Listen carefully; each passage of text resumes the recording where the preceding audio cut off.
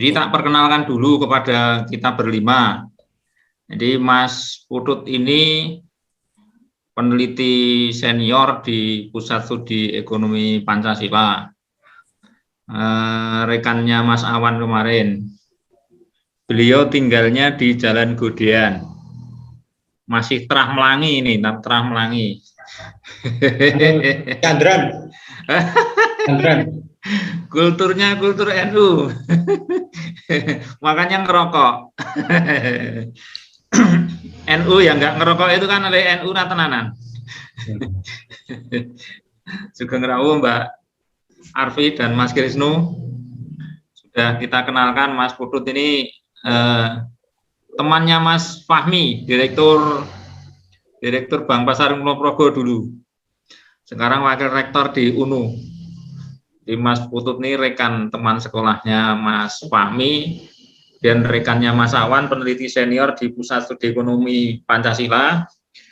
Dan beliau ini adalah founder Sekolah Hijau. Jadi arsitekturnya beliau. Makanya kita tema Suyang sore hari ini pendekatan Sekolah Hijau untuk pemberdayaan masyarakat desa. Nanti space tema lebih khusus pembicaraan saya serahkan Mas Putut. Mau masuk pasar desa silahkan, mau masuk ke BUMDes boleh. Intinya kita punya dampingan itu jumlahnya 32 pasar desa yang apa itu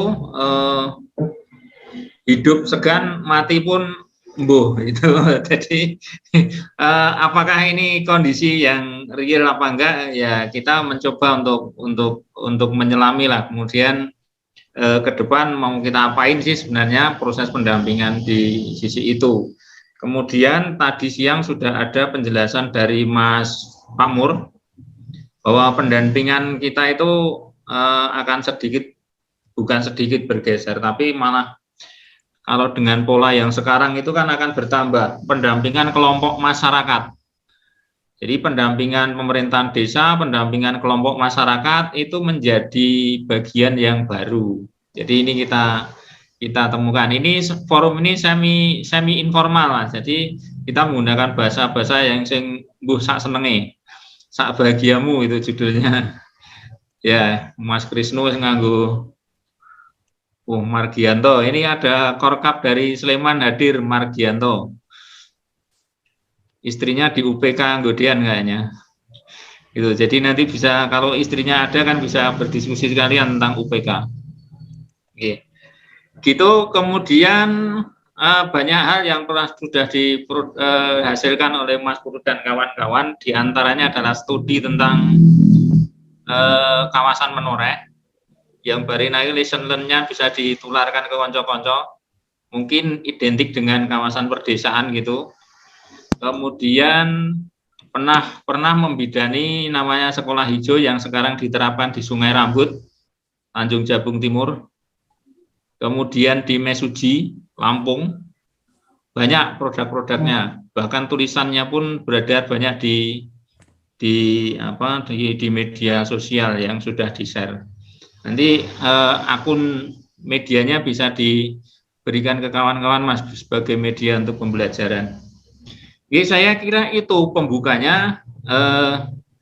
Lebih lanjut Mas Putut, saya berikan ruang untuk Mas Putut. Jadi nanti kira-kira ya sampai jam 4:30 lah. Habis itu kita diskusi sampai maksimal jam 5:15 kita off untuk persiapan salat maghrib. Ya. Sebentar, saya tak membaca orang dulu. Soalnya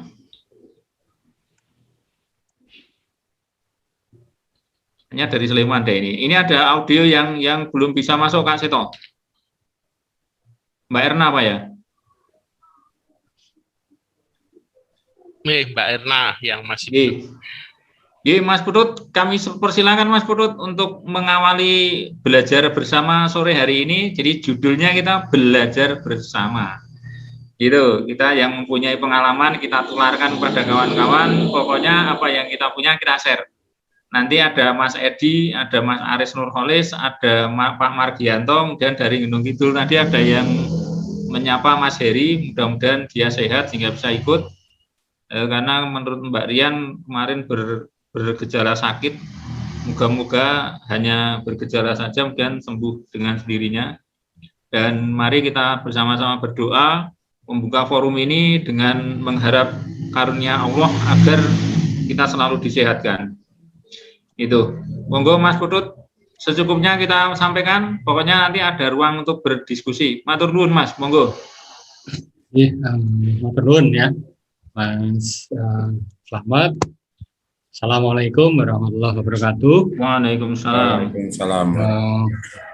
Perkenalkan, nama saya Putut Indroyono.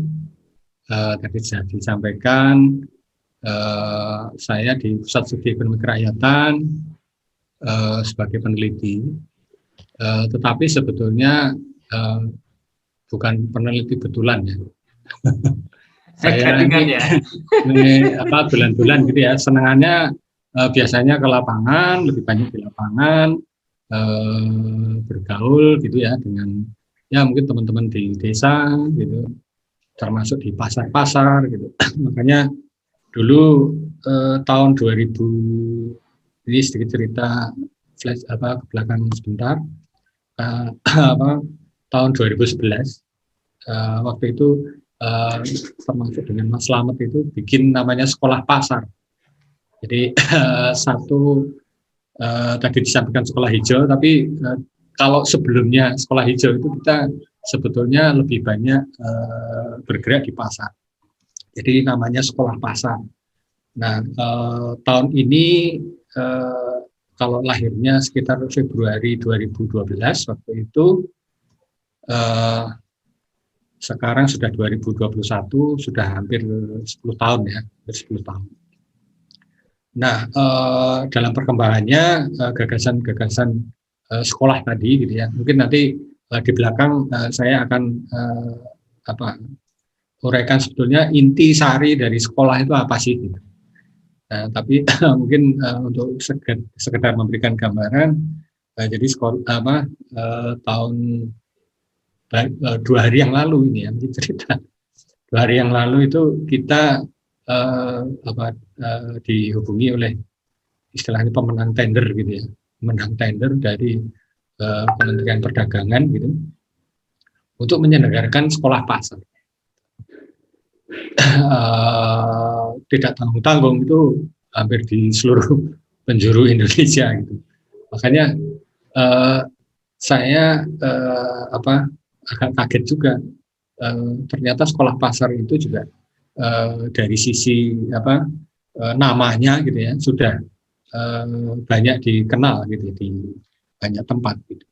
Sampai orang nggak paham pun ikut-ikutan tender ya Mas. Nah, sayangnya kan kita ini nggak bisa ikut tender gitu ya. Jadi nggak bisa ikut tender. Terus akhirnya ya sudah, pokoknya. Nah, cuma belakangan ya beberapa tahun terakhir gitu ya, sekolah pasar yang ada di berbagai tempat tadi itu intinya justru hanya pelatihan paling banter 4-5 hari gitu. Nah, setelah itu ya sudah berhenti gitu ya, nggak ada kelanjutannya seperti apa, terus pokoknya intinya ya sudah, setelah itu mungkin tahun berikutnya dilihat sudah nggak ada bekasnya gitu. Nah, itu antara lain yang waktu itu gitu ya menjadi salah satu perhatian kita di teman-teman di Pusat Studi, termasuk Mas Slamet juga waktu itu sebagai founder juga. Nah, adalah ini keberlanjutannya itu seperti apa gitu. Nah, makanya dengan kondisi seperti itu mungkin nanti dalam konteks sekolah hijau yang nanti akan kita sampaikan. Ini saya bisa share presentasi nggih? Monggo. Sambil ngerokok juga boleh, Mas. Oke. Bisa, Pak. Bisa, monggo. Oke. Ini sebenarnya saya tidak secara khusus menyiapkan presentasi, cuma saya ngambil dari beberapa presentasi yang sudah ada gitu.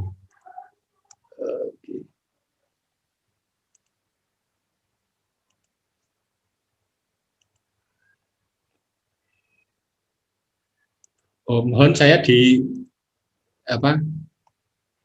co-hostkan gitu oleh hostnya supaya saya bisa sharing. Kak Seto dibantu Meternya Seto dibuka. memori presentasinya. Sudah. Sudah ya. Co-host, Oke.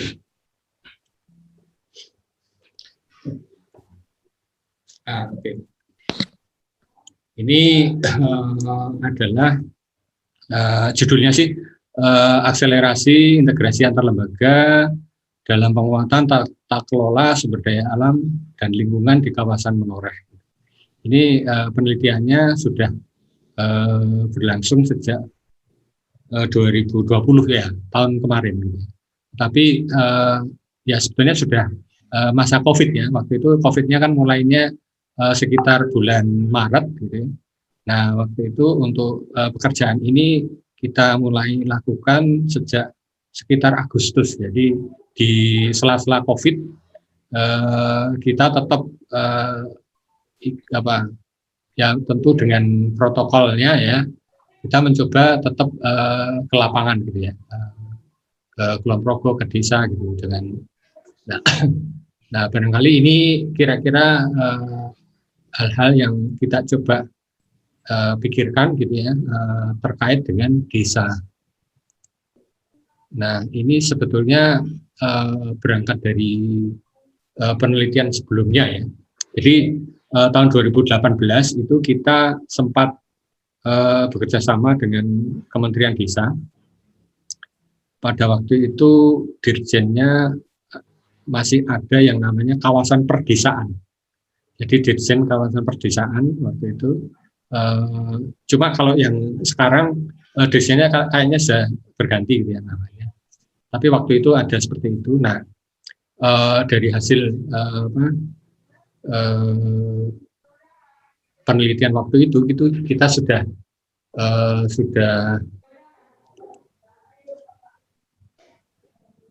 kita publikasikan dalam sebuah buku berjudul Integrasi Antar Lembaga dalam Percepatan Pengembangan Kawasan Ekonomi Perdesaan.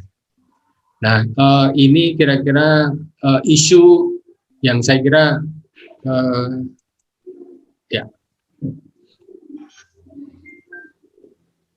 isu pokok yang saya kira terjadi di banyak kawasan perdesaan. Jadi waktu itu kesimpulan dari hasil penelitian yang lalu itu menunjukkan bahwa proses dan mekanisme pengambilan keputusan itu pada umumnya sentralis. Jadi seringkali kondisi itu membuat situasi yang saling berbenturan ya, perbedaan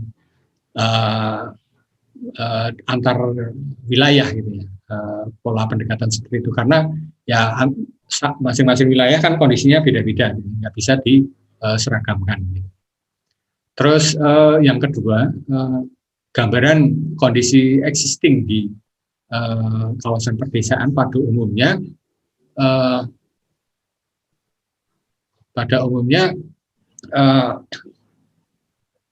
mereka berorientasi ke dalam inward looking. Jadi katakanlah misalnya dalam satu desa sih penting yang dipikirkan adalah desa mereka.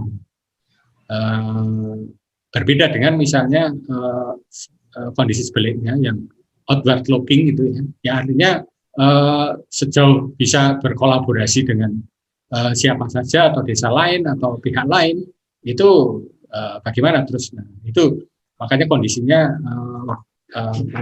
kita gambarkan sebagai masih inward looking. Nah juga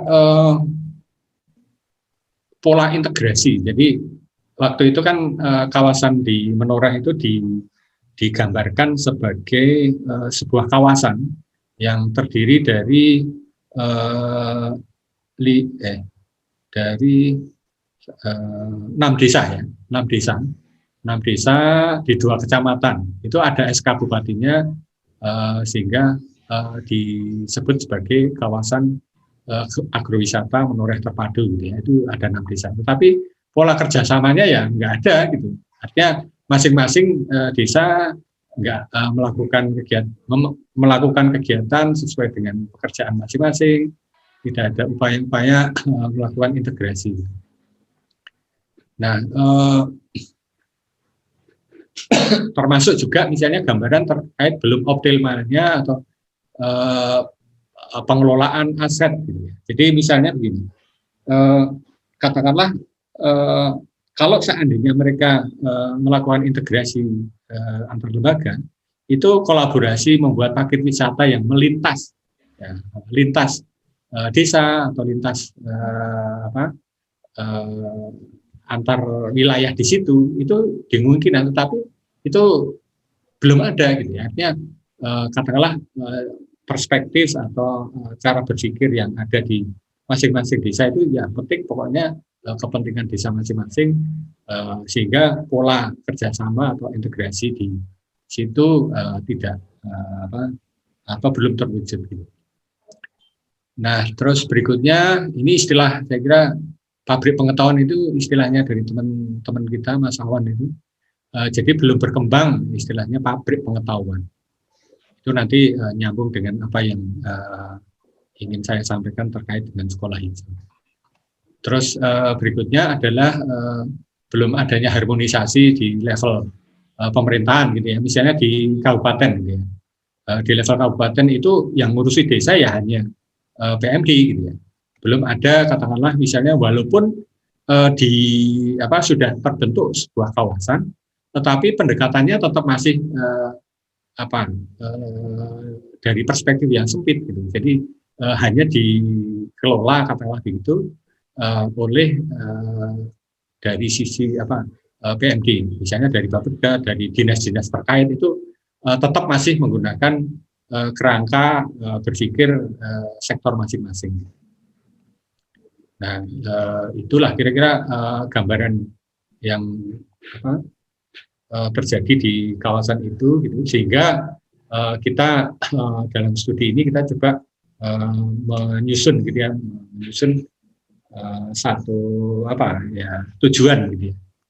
Nah, tujuan dari upaya yang nanti antara lain dilakukan melalui sekolah hijau itu adalah ya, tentu yang karena tadi tidak ada integrasi, kita mencoba membangun sinergi, melakukan kerjasama antar lembaga, gitu ya. Terus yang berikutnya membangun kegiatan ekonomi secara terintegrasi. Jadi misalnya tadi kalau tidak ada upaya-upaya yang ada di kerjasama di lapangan itu, makanya kita coba mendorong adanya upaya integrasi gitu ya, di antar lembaga, baik pemerintah desa, BUMDes, Pokdarwis, pasar, di level antar desa, atau mungkin dalam konteks kawasan, atau juga mungkin di kawasan yang lain gitu. Kebetulan yang di kawasan Menoreh itu berdekatan langsung dengan Borobudur gitu. Jadi bahkan berhimpitan ya, bersebelahan, tapi nggak nyambung gitu ya. Di sana mikir ke AWDW karena juga mikirkan belum ada komunikasi yang terjalin gitu. Ini terus tujuan ketiga itu dalam jangka panjang ya, kira-kira seperti itu, sehingga pada saat tahun ini sampai dengan hari ini gitu ya, sampai hari ini kita baru tahapannya sampai di sini. Jadi di tahun pertama ini kita kira-kira model intervensi untuk mendorong tadi terjadinya integrasi itu seperti apa? Kira-kira seperti itu. Terus juga melakukan penjajakan dengan pihak-pihak yang ada di sana. Terus baru tahun kedua ini yang sebetulnya dalam rancangan program itu actionnya dari sekolah hijau tadi. Kira-kira seperti itu. Ini saya kira hanya nah ini saya kira gagasan sekolah hijau. Jadi sekolah hijau ini intinya sih apa gitu. Ini saya kira bisa digambarkan melalui gambar ini. Apakah bisa terlihat dengan jelas ya? Diklik tampilan Pak. Ben foto gede. Sudah jelas. Semoga bisa jelas ya. Ini sebetulnya model ini sudah kita bikin sejak lama ya. Waktu itu model sekolah hijau atau model ekonomi kerakyatan gitu. Dalam kasus desa di Gunung Kidul. Kebetulan waktu itu desanya Ngelanggeran, itu kita susun model seperti ini. Model seperti ini itu sebetulnya adalah ya esensinya integrasi antar lembaga di level desa. Gitu. Untuk yang level desa seperti ini. Nah, di sini kita mencoba melakukan integrasi lembaga atau kolaborasi antar lembaga di antara para pelaku yang ada di Desa Ngelanggeran waktu itu. Jadi di situ kan kelembagaan yang ada koperasi perempuan, ada koperasi pemuda, ada koperasi tani, ada kelompok tani dan lain sebagainya. Nah, kita coba petakan berbagai macam kelembagaan yang ada di desa itu dalam satu mata rantai masalah ekonomi gitu ya. Nah, di dalam ekonomi itu kan ada ada kegiatan yang sifatnya produksi atau kegiatannya yang sifatnya distribusi dan kegiatan yang sifatnya konsumsi. Nah, kita coba petakan lembaga apa saja yang berkecimpung di situ, gitu ya, berkepentingan di situ. Gitu. Nah, misalnya kita coba gambarkan modelnya ini dari sisi pelaku, gitu ya, pelaku yang terkait dengan faktor-faktor produksi ini kan ada impact-nya, ini ada termasuk sumber. Kebetulan waktu itu di sana ada yang sumber pengetahuan. Di situ ada sebenarnya kelompok penyuluh nih di sini. Di sana ada BPP, terus ada BKD, koordinasi antar desa, ada kelompok simpan pinjam, ada pemerintah desa, ada kelompok sosial budaya masyarakat. Nah, di sini kira-kira peta pelaku yang katakanlah menguasai, gitu ya, termasuk sebenarnya kelompok-kelompok masyarakat, gitu ya sebenarnya. Nah, di sini kita coba petakan lagi kelompok-kelompok usaha yang berkecimpung di level produksi itu siapa saja, gitu. Ada Darwis, ada Karang Taruna, ada kelompok tani. Nah, dari pelaku-pelaku ini kita coba susun, gitu ya, modelnya seperti ini. Cuma ini model jadinya nggak ada ya. Sebentar, saya mohon izin 1 menit untuk menunjukkan satu model integrasi yang lebih konkret ya. Ya. Mohon maaf ini.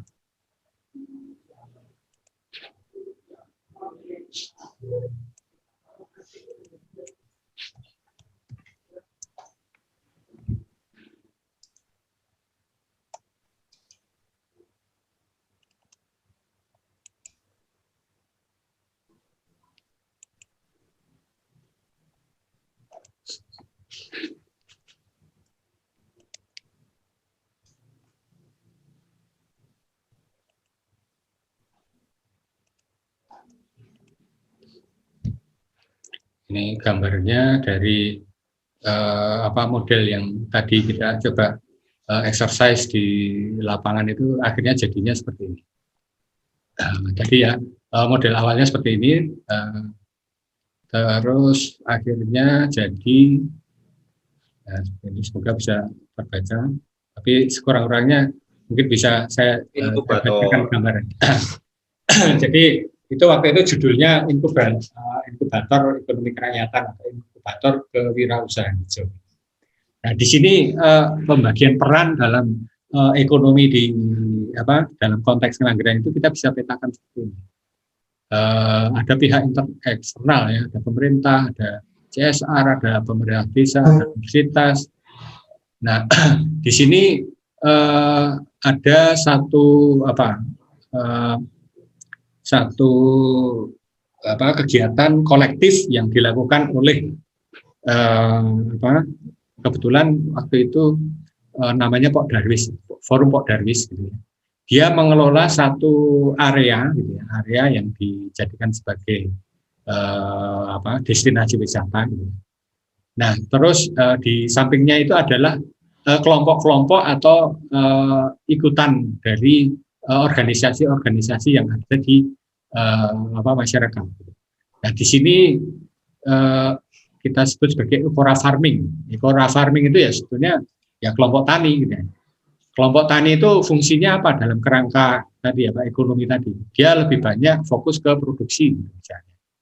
Jadi secara kelembagaan atau secara kelompok ekonomi gitu ya, mereka lebih banyak fokus ke produksi gitu. Nah, pada saat yang sama setelah produksi itu siapa yang melakukan? Nah, dalam gambaran ini itu ada ecora yang berusaha untuk mengolah bahan mentah menjadi bahan jadi gitu ya. Itu kita sebut sebagai tadi kalau di gambar awal koperasi perempuan, akhirnya terbentuk namanya kelompok perempuan yang orientasinya pada pangan olahan. Nah, terus ada juga kelompok yang karena itu destinasi wisata, ya akhirnya ada akomodasi yang diberikan oleh kelompok yang ini homestay. Di atas itu ada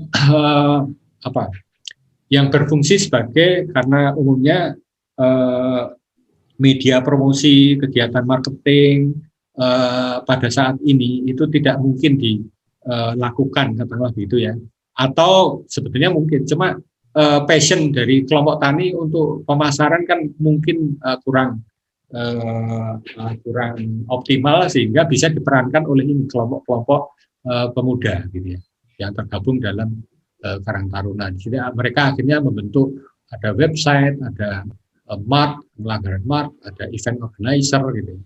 Nah, ini coba saya integrasi dari pola pengelolaan sumber daya alam yang ada di situ gitu. Paling tidak misalnya dari kita bisa identifikasi jumlahnya, misalnya kelompok taninya ada 100. Ternyata yang mengelola itu ya ada yang aktif ada 14 gitu. Terus yang kelompok untuk olah makanan ada 50. Ini kira-kira gambaran yang terbentuk setelah gitu ya.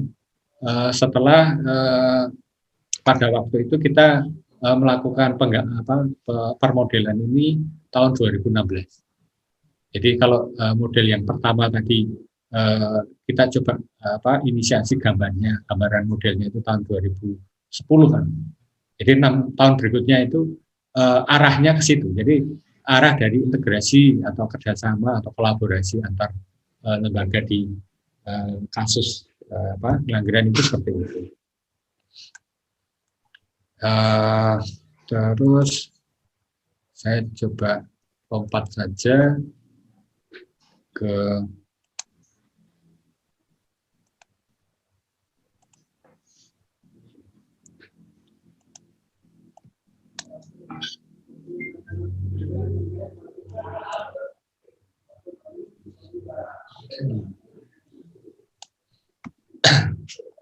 jadi dari berbagai macam kelembagaan, arus kegiatan, usaha macam-macam tadi, kita coba sederhanakan gitu ya, dalam bentuk ini skema seperti ini. Jadi di sini kalaulah misalnya di satu desa itu tentu ada kita sebut sebagai wirausaha hijau, ada kelembagaan hijau, ada bisnis hijau. Nah, topik-topik apa gitu ya, yang masuk di dalam pengelompokan itu misalnya ya tadi misalnya kaitannya bisnis apa saja yang terkait dengan bisnis hijau itu. Jadi terkait dengan aset, pembiayaan, teknologi, pemasaran. Nah, ini ada di sini. Terus kelembagaan hijau itu siapa saja lembaga-lembaga yang ada di desa gitu. Di sini ada koperasi, ada BUMDes. Kalau misalnya jejaring juga katakanlah misalnya desa juga bekerja sama dengan perguruan tinggi, dengan pemerintah daerah, gitu ya, termasuk pemerintah pusat. Juga yang kaitannya kelembagaan itu tidak hanya sebatas kelembagaan yang sifatnya institusional formal, tapi juga institusi yang sifatnya ya tidak kelihatan, gitu ya. Artinya abstrak. Jadi kaitannya dengan kelembagaan, nilai-nilai budaya masyarakat yang ada. Nah, ini yang kelompok yang ketiga ini adalah wirausaha hijau. Nah, ini adalah inisiasi untuk mencoba mendorong berbagai macam model-model yang tadi berfungsi melalui apa yang disebut sebagai sekolah hijau. Di dalam sekolah hijau itu yang di awal tadi kita sebut sebagai pabrik pengetahuan, itu intinya adalah ya bagaimana ini ada kurikulum, ada pertemuan, ada praktikum, praktek, gitu ya. Ada yang yang sifatnya memberi pengajaran, gitu ya, atau dan lain-lain, gitu ya, yang kaitannya dengan proses. Nah,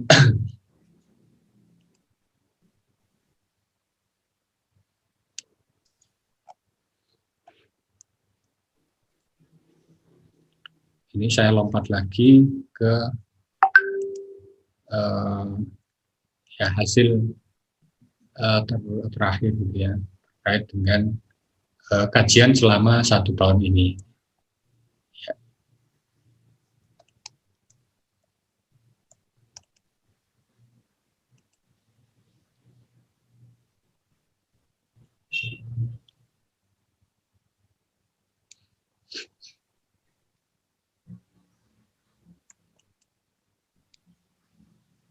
Nah,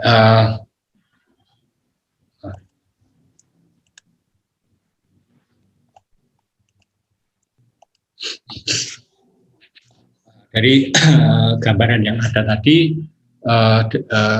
tadi sudah gambaran menoreh yang ada tadi dengan berbagai macam potensi, ternyata tampaknya, gitu ya, dari tahun pertama ini mengkonfirmasi, gitu ya, mengkonfirmasi kondisi awal tadi, gitu ya, yang kita sebut tadi, misalnya kaitannya dengan proses mekanisme pengambilan keputusan. Oh, ternyata ya kondisinya seperti itu, pola relasinya seperti inward looking, belum ada upaya-upaya integrasi. Oleh karenanya kita terus contoh, gitu ya, contoh kasus dari tidak berkembangnya, gitu ya, pola integrasi itu misalnya di Menoreh itu ada inisiasi BUMDes bersama, gitu. Saya nggak tahu apakah di Bantul juga ada BUMDes bersama yang diinisiasi. Pada waktu itu diresmikan tahun 2019.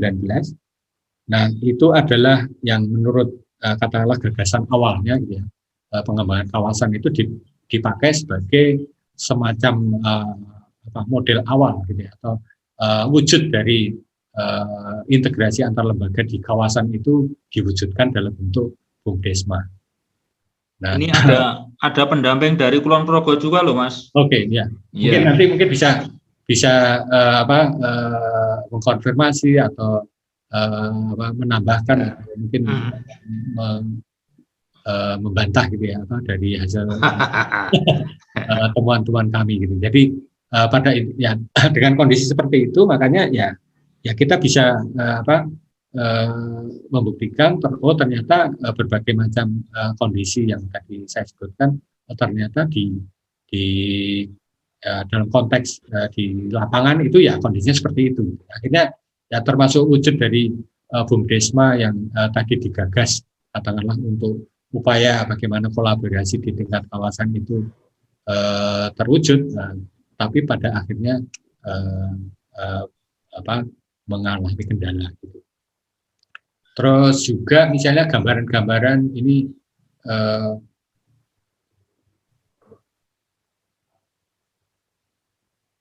nah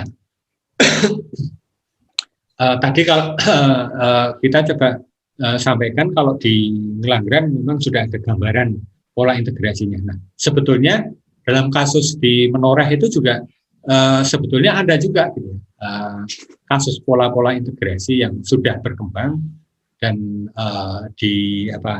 dinilai oleh banyak pihak sebagai ya prestasi lah gitu ya dari upaya-upaya integrasi antar lembaga di kawasan itu gitu. Misalnya contoh kasusnya adalah inisiasi yang dikelola oleh Pawon Gendis. Jadi di sana itu ada kelompok kelompok wanita tani gitu ya. Mereka mengolah. Jadi tadi kalau kelompok taninya itu memang fokus di produksi. Nah, kelompok wanita itu mencoba pasca produksinya, jadi pengolahannya. Dia fokus di situ. Nah akhirnya mereka mampu kata itu ya dianggap sebagai pola bentuk ya contoh kolaborasi yang berhasil. Nah yang kedua juga ada lagi model kolaborasi yang berhasil itu dolan desa. Jadi kalau selama ini itu saya kira prestasinya juga mungkin teman-teman juga sudah kenal gitu ya. Ini polanya itu ada pihak swasta yang bekerja sama dengan komunitas. Jadi istilahnya business to community atau business to community. Jadi antara kolaborasi itu memuaskan. Nah, yang menarik dari kasus dolan desa itu katakanlah misalnya satu paket wisata itu omset masing-masing kelompok itu sudah bisa ketahuan. Jadi misalnya satu wisatawan datang ke sana, itu sekian persen itu omsetnya dolan desa, sekian persen omsetnya kelompok wanita, sekian persen omsetnya kelompok tani, sekian persen omsetnya yang menjadi pemandu gitu ya. Jadi persentasenya itu bahkan sejak awal itu sudah sudah ketahuan itu sebagai satu bentuk kolaborasi yang konkret gitu ya, yang diwujudkan dalam bentuk paket wisata. Itu inisiasi itu kami anggap gitu ya dari hasil riset kita ini sebagai bentuk kolaborasi yang katakanlah begitu mencerminkan gitu ya, mencerminkan berbagai dan pada kenyataannya gitu, misalnya pada saat COVID ini dolan desa itu tidak banyak terlalu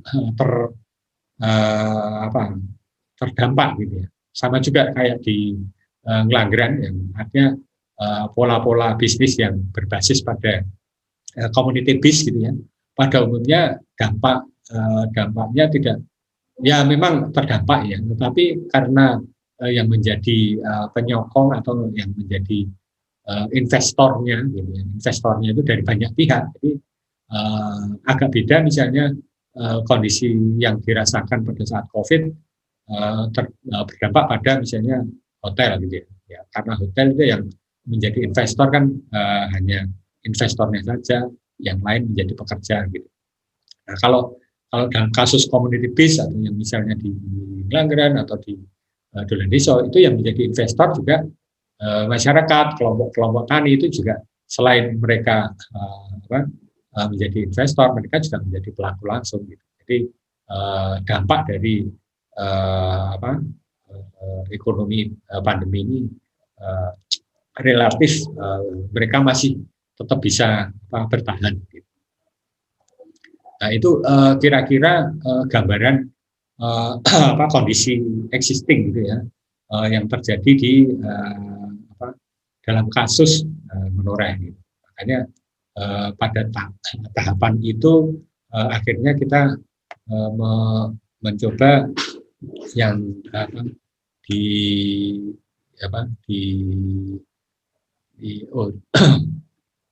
sebenarnya masih ada lagi kasus yang temuan kita yang akhirnya menarik juga, mungkin bisa saya share ya, adalah pasar tadi. Ini pokoknya loncat-loncat aja, mungkin nanti kalau misalnya ada diskusi, saya kira nanti saya bisa jelaskan lebih, ceritakan lebih panjang gitu. Nah, tadi kalau diceritakan di Slamet ada 20 pasar desa, sama juga di Menoreh itu pasar desanya dari 6 desa itu ada sekitar 9 pasar, 9 atau 10 pasar. Pasarannya itu buka setiap ini ada gambarnya.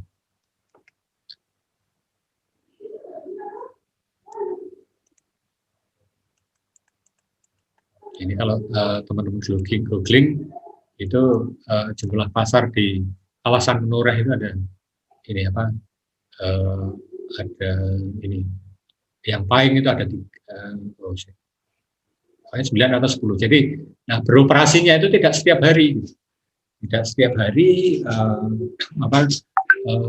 mereka ada kesepakatan gitu ya, mungkin di antara para pedagang itu bukanya pada saat pahing, pada saat pon, ada saat pagi, ada. Nah, misalnya kalau yang kita coba jadikan model untuk intervensi itu salah satunya adalah Pasar Boro ini. Kebetulan selain penelitian yang kita lakukan, kita ada program juga ya yang menyasar namanya khusus untuk pasar, kita sebut sebagai sekolah pasar desa, gitu. Terkait dengan pasar desa. Nah, sama juga ya kondisi pada umumnya di pasar-pasar itu kan seperti ini. Ini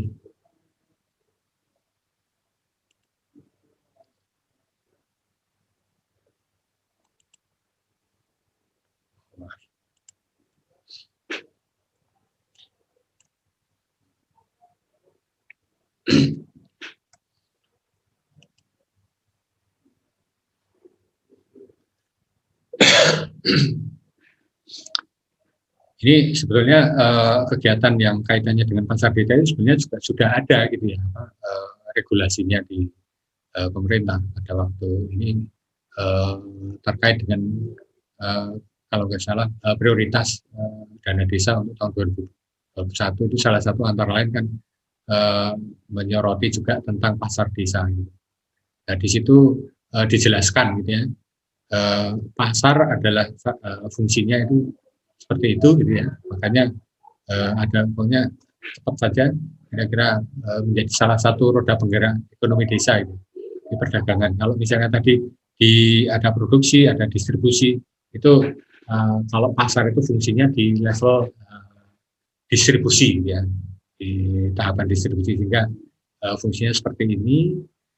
Nah kebetulan gitu ya, dalam kasus yang sekarang ini sedang kita coba dampingi di pasar desa itu yang mengelola adalah BUMDes. Jadi sebelumnya sejak 2 tahun terakhir, gitu ya, 2 tahun terakhir ini dikelola oleh ya pihak ketiga, gitu ya, pihak ketiga. Tapi 2 tahun terakhir ini secara bertahap akan dikelola oleh BUMDes. Gitu. Nah, cuma persoalannya bagaimana nanti pengelolaannya seperti apa? Gitu. Nah dari situ ya bagaimana fungsi integrasi antar lembaga yang kita coba dorong melalui model-model tadi bisa dilakukan oleh BUMDes. Jadi BUMDes itu ya artinya bagaimana mengintegrasikan aktivitas antar lembaga di situ. Nah kebetulan yang menarik adalah di pasar saya kira hampir semua pasar-pasar desa itu pedagangnya itu bukan dari penduduk setempat. Kenyataannya seperti itu. Nah, tentu perspektif yang tadi inward looking, perspektif yang hanya mementingkan aspek desa, ya, aspek yang ada terkait dengan desa, itu kalau seandainya itu nanti diterapkan gitu ya, itu tentu akan berhadapan langsung gitu ya dengan tadi yang ternyata banyak pedagang-pedagang yang ada di pasar-pasar yang di Menoreh itu berasal dari luar desa, bahkan dari luar kabupaten gitu ya. Misalnya di Pasar Boro itu ada juga banyak pedagang yang berasal dari desa sebelahnya di Banjararum. Ada juga pedagang-pedagang yang asalnya dari Muntilan gitu ya. Berarti itu di luar kabupaten.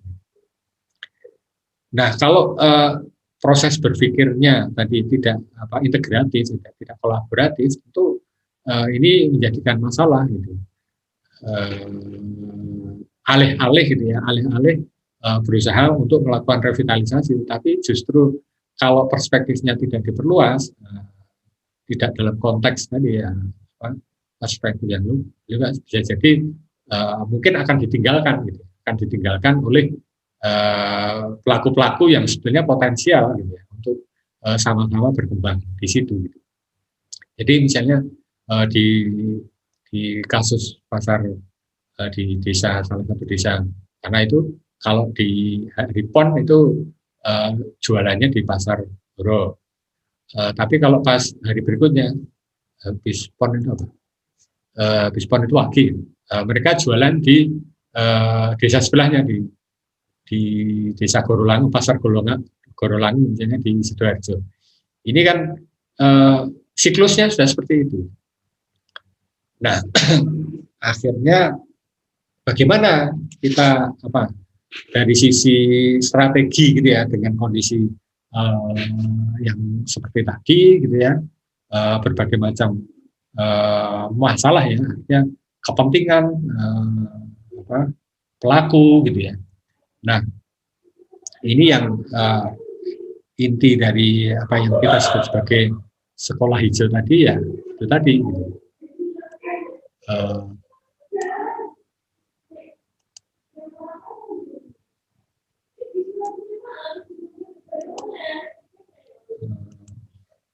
Kalau tadi dalam konteks sekolah hijau, tadi ada guru hijau, ada gurunya, ada kurikulumnya. Nah, dalam konteks pasar ini konsep sekolah hijau kita sesuaikan, kita sesuaikan dengan model sekolah hijau yang tadi. Yang penting ada kurikulum, ada orangnya, ada pengajarnya, ada ini terus kurikulumnya juga kita coba susun gitu ya. Misalnya dalam kasus tata kelola ini, katakanlah misalnya harus ada upaya-upaya untuk bagaimana mengembangkan kapasitas dari pelakunya. Tapi di lain pihak ada juga materi-materi atau kurikulum yang ada kaitannya dengan BUMDes atau tata kelola. Ini jadi ini sebenarnya masih dalam rancangan ya, karena kondisi pandemi, kita sampai dengan saat ini baru sampai ke tahapan membangun kesepakatan gitu ya. Jadi intinya pendampingan kan sebetulnya kita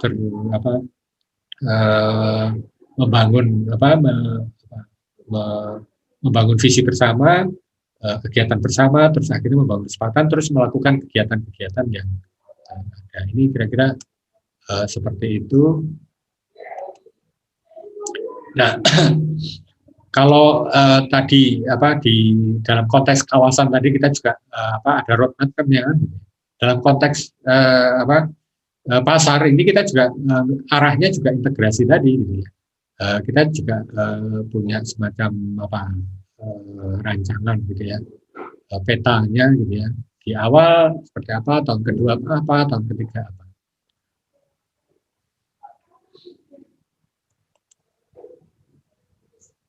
Oke.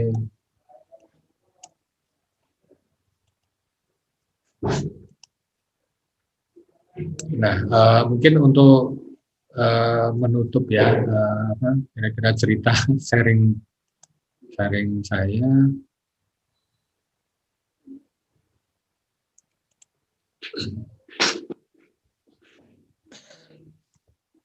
Ini adalah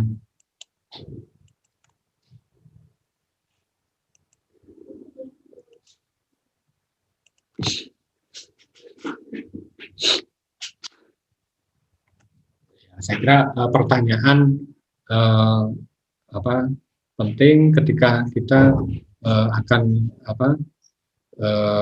ya melakukan pendampingan atau melakukan kerja bareng gitu ya, baik di level desa maupun di level kawasan atau maupun di level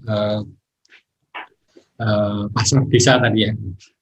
Nah, ini ada pertanyaan-pertanyaan yang saya kira mungkin bisa menjadi pertanyaan kita bersama gitu ya.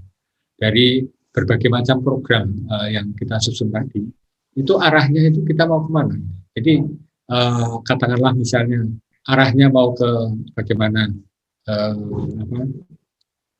lebih banyak didorong oleh peran pemerintah itu, atau misalnya perannya dimainkan oleh mekanisme pasar yang berjalan gitu ya, atau oleh masyarakat. Nah, dari upaya-upaya yang selama ini kita coba dorong itu adalah upaya-upaya yang mendorong supaya kegiatan atau program atau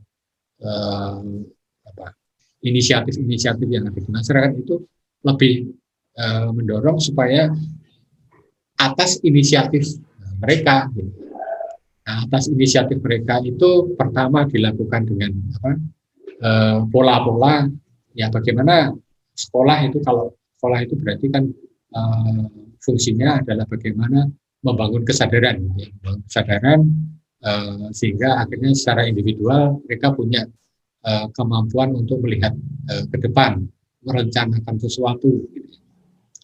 Nah, dalam konteks pasar misalnya, akhirnya dari pelaku yang ada di pasar itu misalnya, ya bagaimana pedagangnya maunya apa? Gitu. Kalau misalnya di dalam konteks desa ya, maksudnya masyarakat itu maunya apa? Arahnya didorong ke sana, bukan dalam pengertian harus dibikin bumdesma, harus dibikin apa gitu ya, misalnya. Yang tujuannya justru ini melemahkan, gitu ya, melemahkan dari si inisiatif. Nah, itu saya kira mungkin teman-teman pendekatannya juga sudah ngelotok gitu ya terkait dengan itu.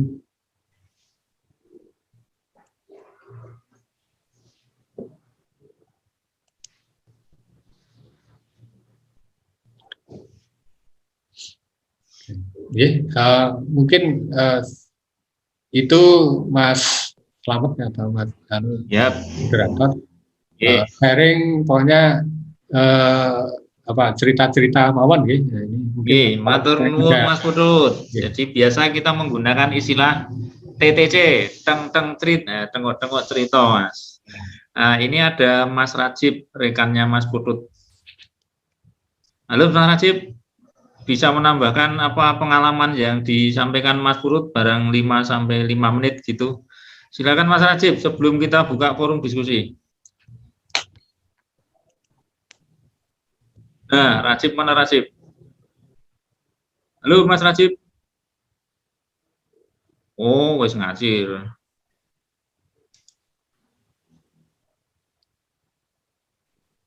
Enggak ditemukan. Baik, matur nuwun. Nanti kalau tadi tanya Mas Harumanto, jadi Mas Rajib itu temannya Mas Harumanto, pendamping di Sleman. Tapi kok sudah menghilang ya. Nggih, matur nuwun.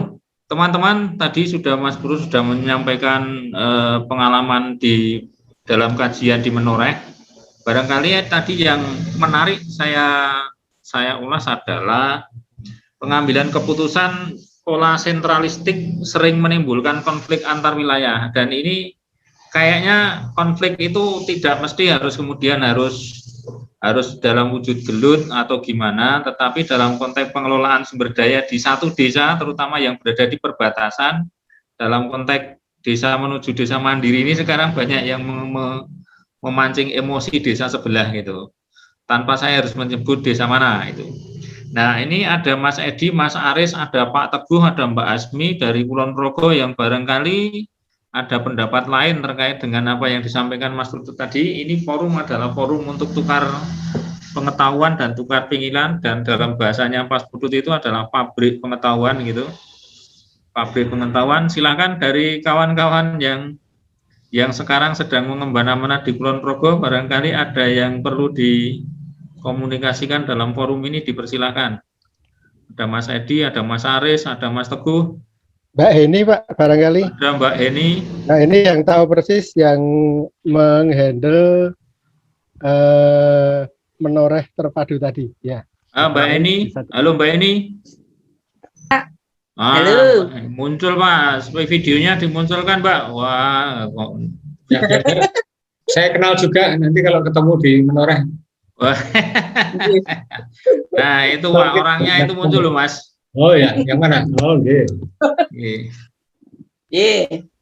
Assalamualaikum warahmatullahi wabarakatuh. Assalamualaikum warahmatullahi wabarakatuh. Selamat sore. Terima kasih. Ini ada Pak Putut. Terima kasih Pak Slamet. Sedikit berbagi, nggih, kalau terkait dengan BUMDesma menoreh terpadu ini memang tantangannya memang nggih masih banyak ini terutama di manajemennya. Itu dulu kan dampingan dari kawasan pedesaan nggih untuk BUMDesma itu salah satu output dari program untuk pendampingan kawasan pedesaan. Dulu kan juga ada pendampingnya. Nah itu dulu memang ada stimulan untuk membentuk BUMDesma tersebut, dan ini mengampuk 6 kelurahan gitu, dulu 6 desa gitu, di 4 di Kalibawang dan 2 di Samigaluh. Sebenarnya tujuannya itu bagus ya, itu ada produk unggulan yang nanti bisa ada rumah pajangnya seperti itu. Tapi ya itu tadi nggih Pak Putut sampaikan tadi, memang di lapangan kendalanya memang luar biasa, karena kalau itu kemarin di biaya operasional kemarin yang tidak menutup, jadi ini nggih pengelolanya istilahnya mengundurkan diri, dan saat ini masih dalam proses istilahnya penyihatan seperti itu. Jadi mungkin tadi kolaborasi tadi disampaikan untuk sekolah hijau tadi memang sangat terpadu, tapi ini tantangannya diimplementasi di lapangan Pak Putut. Monggo nanti untuk kedepannya kita bisa kolaborasi untuk saling istilahnya mendukung untuk pendampingan lebih lanjut, karena kami juga ini untuk saat ini kan ini BUMDesma ini juga selain BUMDesa, ini BUMDesma ini merupakan salah satu yang perlu kita dampingi, dan untuk teman-teman memang perlu, dan kami pun juga masih butuh penguatan Pak. Jadi mungkin ini untuk sekolah hijau ini sangat strategis untuk kita berbagi sharing-sharing, berbagi pengalaman dan berbagi ilmu nanti untuk bisa kita aplikasikan di lapangan. Jadi memang istilahnya di teorinya itu hanya seperti ini, tapi di lapangannya itu kolaborasinya sudah melibatkan BKAD yang terdiri dari lurah-lurah, itu ternyata tetap masih belum pergerakannya sampai saat ini. Di tim penyihatan pun kemarin itu masih kita identifikasi aset, itu baru dapat identifikasi asetnya. Oh, setelah ada istilahnya permasalahan itu ternyata sekarang seperti ini. Tapi itu memang kalau yang penyertaan modal dari desa-desa itu masih utuh Pak, masih di bank itu masih utuh kan. Kemarin per desa itu 10 jutaan itu ya, itu masih utuh. Jadi itu kemarin awal itu mengelola dari dana yang dari kawasan pedesaan tersebut. Itu saja, nanti untuk selanjutnya monggo nanti dari teman-teman lainnya bisa menambahkan. Terima kasih Pak Slamet, Pak Putut. Nggih, matur nuwun. Jadi di backgroundnya Mas Putut itu kan ada judul karya tulisannya Prof. Catur ya. Prof. Catur juga beraktivitas dan bergiat di Imogiri bareng dengan Prof. Sigit ya Mas Putut ya. Begitu ya? Iya, mendirikan kandang kambing itu. Oh. Mas Edi, Mas Teguh, ada yang bisa disampaikan pengalamannya agar bisa diserap oleh kawan-kawan yang ada di Bantul gitu? Oke, kita persilakan monggo. Nambah saja berarti, nambah dari Bu Heni tadi. Jadi kebetulan kami juga, tapi baru sedikit memahami BUMDes bersama ya di Menoreh Terpadu. Kalau kita lihat barangkali ini kita lebih ke evaluasi Pak. Dan nyun sewu Pak Putut, selamat sore nggih Pak Kaputen. Pernah ketemu di waktu itu pas evaluasi BUMDes di Banjarasri Pak, di warung desa. Oh, gitu. Nggih. Nggih. Bapak sebagai narasumber waktu itu, nggih. Nggih. Itu tindak lanjut kaitannya dengan menora BUMDes menora terpadu ya. Kalau BUMDesnya sudah jalan semua, iya, baik yang ada di kan 2 Kapanewon itu ya, dari Kalibawang dan Samigalo ya. Itu BUMDes sudah jalan semua, tidak ada masalah. Tapi justru yang kerjasamanya ya, kerjasama BUMDes bersamanya ini kurang bisa berjalan ya. Kebetulan unit usahanya itu kafe dan minimarket ya Bu Heni ya, betul ya, 2 itu ya. Rumah pajang itu Pak, anunya apa? Ya, jadi ikonnya pamer itu ya, apa? Rumah pajang ya. Itu tidak berjalan. Kalau kita pernah baru sepintas mengamati itu dengan kenapa kok tidak bisa berjalan ya, itu ya barangkali karena ini belum melihat waktu itu potensi yang ada yang bisa dikerjasamakan.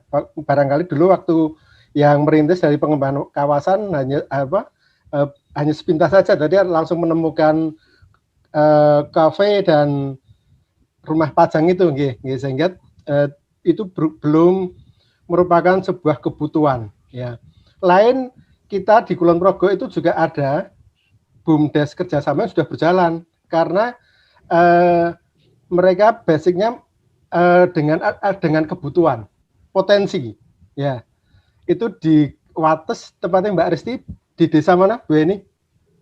Karangwuni Pak. Karangwuni ya, Karangwuni. Bagus ya kerjasamanya. Karena apa? Yang dikerjasamakan itu jadi merupakan potensi dan itu merupakan kebutuhan. Itu air. Nah di sana di pinggir pantai kan butuh air bersih ya, air bersih. Sementara di sana air pantai sehingga itu jadi kebutuhan. Itu jalan. Ya, jadi ini dapat kita tarik kesimpulan untuk mengkerjasamakan ya kerjasama desa. Itu tadi apa? Yang perlu diperhatikan potensi dan menjadi kebutuhan, dan itu merupakan rintisan dari bawah. Gini Pak Putut, kalau saya justru mengamati ya di Kalibawang, di Desa Banjararum itu justru sekarang ada kelompok namanya Petani Muda.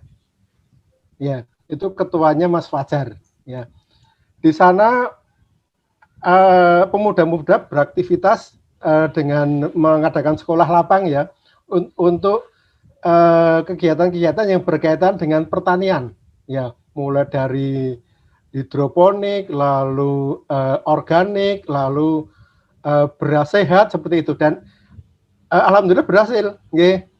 Ini sudah kerjasama dengan beberapa pengelola dan pengelola pedagang ya untuk dijual belikan hasil produk itu ya, dan cukup berhasil ya. Ini saya bayangkan kalau misalkan itu yang dikerjasamakan itu luar biasa Pak ya. Di sana ada itu ya, jadi kan potensi ada. Lalu kalau kita kaitkan Pak Slamet dengan materi kemarin punyanya materinya Pak Kang Sunadi ya Sunadi, itu memang dibutuhkan seorang kader ya. Di petani muda itu memang isinya anak-anak muda dan kader, dan itu sepakat dia tidak ingin setelah lulus kuliah sarjana semua ya, tidak ingin keluar dari desanya atau merantau ke kota, tapi justru membangun desa. Itu kok sudah jadi komitmen ya, dan itu ternyata juga bisa ya, meskipun tidak yang seperti yang diharapkan ke depannya nanti ya, tapi paling tidak sekarang sudah dirintis, sudah berjalan ya. Nah itu kan kalau saya dapat kami simpulkan, pertama karena harus memperhatikan potensi, lalu kebutuhan mereka, dan dibutuhkan seorang atau kader. Jadi untuk supaya kerjasama, kayak lebih ke BUMDes kerjasama ya Pak ya. Jadi itu bisa berjalan, karena di Menora Terpadu itu BUMDesnya semua berjalan. Iya, hanya saja mengapa BUMDes bersamanya tidak berjalan, karena mungkin itu kita amati karena belum menjadi sebuah kebutuhan. Ya, keterangan Pak Slamet, terus mungkin dilanjut yang lain.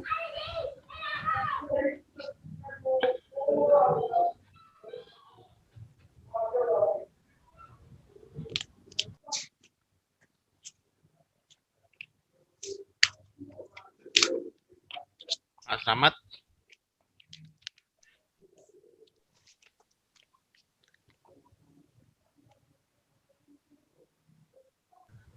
Monggo Pak Selamet. Oke, matur nuwun. Rodo ngalamun. Sudah Mas Edi sama Mbak ini dari Kulon Progo sudah sampaikan itu, kemudian silakan konco-konco untuk menyampaikan gagasan, pendapatnya, pandangannya, atau kemudian kalau memang perlu menyanggah apa yang disampaikan Mas Putut, silakan. Ada Mas Margianto dari Sleman, kemudian kawan-kawan dari PD dan BRD di Bantul, kemudian ada yang mendekati di kawasan Menoreh, Mbak Asmi. Silakan monggo dibuka mic-nya.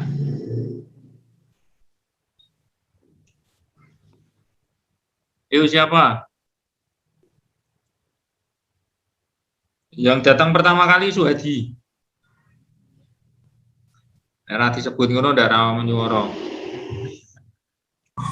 Silakan. Oke, terima kasih Pak Selamat. Jadi tadi yang disampaikan Pak Putut itu terkait dengan apa yang pernah dilakukan di Kulon Progo.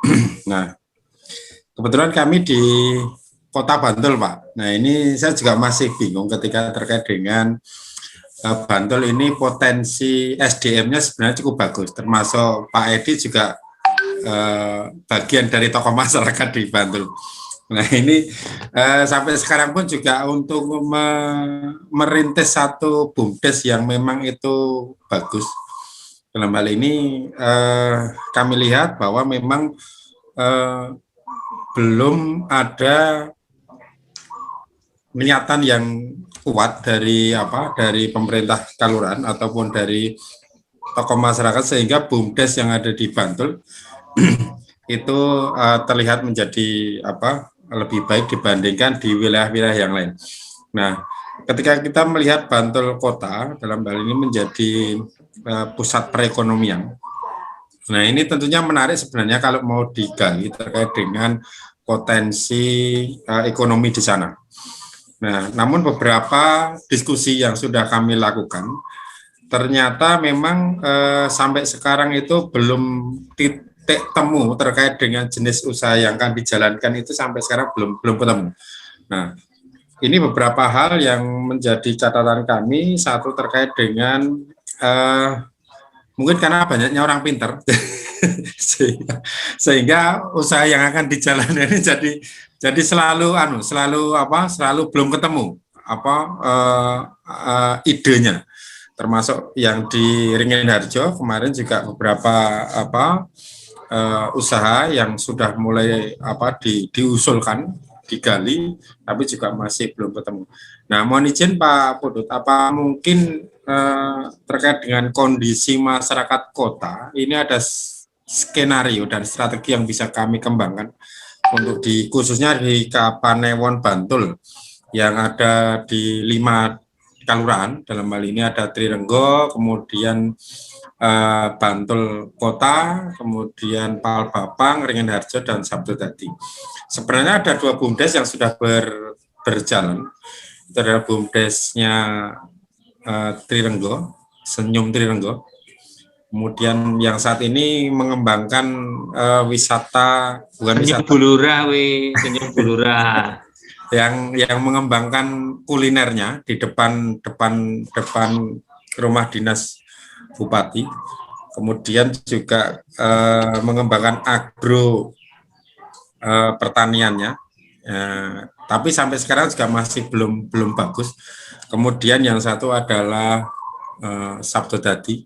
Nah, ini kebetulan dua-duanya adalah lurahnya perempuan ini, Pak Putut. Nah, ini mungkin kami perlu belajar banyak terkait dengan bagaimana mengkolaborasikan kondisi kota ini yang sebenarnya memang berpotensi sekali untuk menjadi satu kawasan desa mandiri. Karena memang sebenarnya harusnya kota Bantul khususnya ini punyanya Kak Seto, Pak Edi, ini harusnya menjadi desa mandiri, harusnya kan seperti itu, karena kalau dilihat dari pendapatan asli desanya, tentu saya yakin lebih dari 1 miliar ketika memang itu bisa digali. Seperti itu Pak Putut, mungkin nanti mohon untuk bisa diberikan semacam saran, sehingga nanti kami di dalam pendampingan di Kapanewon Bantul ini akan lebih mempunyai inovasi atau terobosan sehingga bisa masuk ke ranah itu. Matur nuwun Pak Putut. Nggih, matur nuwun Mas Wadi. Yang lain dipersilakan. Yang lain dipersilakan untuk menyampaikan ide, gagasan, pendapat. Monggo, ayo mic-nya dihidupkan. Oke, tak tunjuk ya. Aduh, ada Mas Harumanto. Selamat datang Mas Harum. Harum Semerbak namamu. Ye, Mas Margianto, silakan Mas. Bapak Korkap Sleman. Oh, hilang. Ye, tidak ada. Pak Kuat. Halo Pak Kuat. Ya. Hidupkan Pak mic-nya Pak. Monggo Pak. Cek. Ada yang bisa disampaikan? Cek satu. Ya. Iya, monggo. Assalamualaikum warahmatullahi wabarakatuh. Selamat sore, Pak Putut. Iya, selamat sore. Kalau pagi itu ada Gus Koco, sekarang ada Gus Ki Slamet. Dan teman-teman sekalian, dan juga dari Kulon Progo, dari Sleman, semuanya yang saya hormati. Mohon maaf saya terlambat, ini tadi baru pulang. Ceritanya ini WFO. Nah, di kantor itu ternyata juga hanya berrakor lagi bertiga untuk merembuk tindak lanjut dari hasil rakor tadi. Matur nuwun, ini cerita Loyoworo. Kaitannya dengan tadi kalau saya baca judulnya aja ya, Sekolah Hijau. Ya. Kami pernah juga istilahnya cobo desa di kawasan Menoreh bersama dengan kelompok kami yaitu IPPMI. IPPMI itu Ikatan Pelaku Pemberdayaan Indonesia, Pak. Ya. Itu ketuanya Pak Musriati Muhammad. Nah, sudah sekitar lebih dari 5 tahun. Ini kami selalu mendampingi masyarakat di sana untuk berbagai hal yang dibutuhkan oleh masyarakat. Dan mungkin itu yang boleh dikatakan benar-benar sekolah hijau. Karena kami menghijaukan wilayah, diantaranya dengan menanam tanam-tanaman yang kaitannya dengan asal dari wilayah, misalnya pedukuhan kemarin itu ya. Jadi kita berusaha untuk mencari asal muasal nama dari pedukuhan itu, kemudian kita cantelkan dengan pohon. Nah, ternyata nama pedukuhan itu ada kaitannya dengan nama pohon langka, sehingga kami berusaha mencarikan. Nah, dari pencarian kami itu masyarakat senang sekali, kemudian untuk penghijauan dan juga untuk membangun kawasan untuk istilahnya konservasi sumber air. Konservasi sumber air yang awalnya itu airnya itu tidak pernah dibangun dengan bangunan yang permanen. Kemudian kita buatkan semacam desain untuk bak penampung, kemudian disalurkan, kemudian juga ada di situ dibuat semacam tempat biar lebih dihormati orang. Masyarakat berusaha untuk membuat cerita legenda, kemudian dari cerita itu dikembangkan untuk diceritakan kepada pengunjung-pengunjung yang masuk di wilayah itu. Itu di daerah Samigaloh. Ya. Samigaloh, kemudian juga di Kalibawang, Girimulyo. Mungkin ini tidak nyambung dengan yang disampaikan tadi ya, karena tadi kan BUMDesma. Ya.